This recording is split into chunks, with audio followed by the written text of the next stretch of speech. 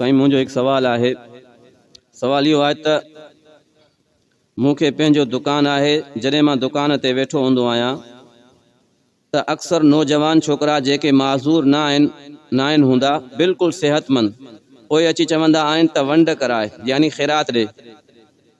पोइ मां उन्हनि खे इहो चई मोटाईंदो आहियां त कमायो छो नथा वञी, पंहिंजी मेहनत कयो। छा इहो चवण सां मूंखे गुनाह त न मिलंदो?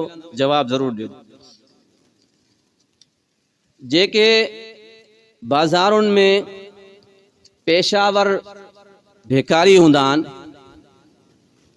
जंहिंजो प्रोफेशन ही पिनण आहे, हिकिड़ा हूंदा आहिनि ज़रूरतमंद। ॾिसो फ़क़ीर चइबो छा के आहे? जेको हक़ीक़ी ज़रूरतमंद आहे ऐं उन कंहिंखों सवाल कयो, जॾहिं उन जी ज़रूरत पूरी थी वई त पोइ उन जे लाइ सवाल करणु हराम आहे।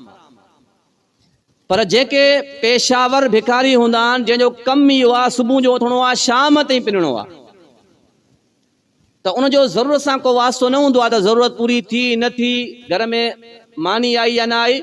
उनजो कमु हूंदो आहे माल वधाइणु। त इन्हनि खे चइबो आहे पेशावर भिकारी। अहिड़नि शख़्सनि खे, अहिड़नि माण्हुनि खे ख़ैरात ॾियणो सही न आहे।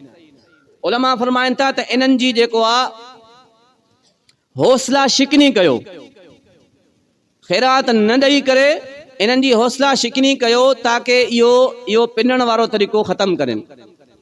नबी साईं फरमायो अल यदुल उलिया ख़ैरुम मिनल यदिल सुफ़ला, ॾियण वारो हथ पिनण वारे हथ खां बहितर आहे। ख़ैरात ॾियण वारो हथ घुरण, मतिलबु त घुरण इस्लाम में का सुठी शइ न आहे, त उनखे उनजी हौसला शिकनी करण जे लाइ उनखे ख़ैरात नाहे ॾियणी। लेकिन तरीक़ो छा इख्तियार करणो आहे? यादि रखो, तकब्बुराना अंदाज़ में उनखे दड़का न आहिनि ॾियणा। हिकिड़ा माण्हू तकब्बुर में उनखे धिकारे छॾिया, डुकाए छॾियो, हले तऊं छो थो पिने, इहा अगले जी तौहीन करण जी इजाज़त न आहे तव्हांखे।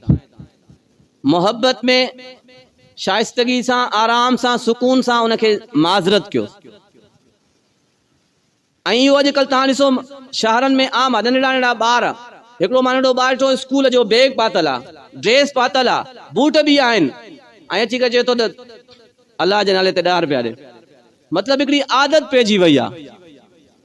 त इन आदत खे ख़त्म करण जे लाइ उन ॿार खे या उन शख़्स खे ख़ैरात नाहे ॾियणी, माज़रत करणी आहे, ताकि इहा शइ इंसान छॾे ॾे।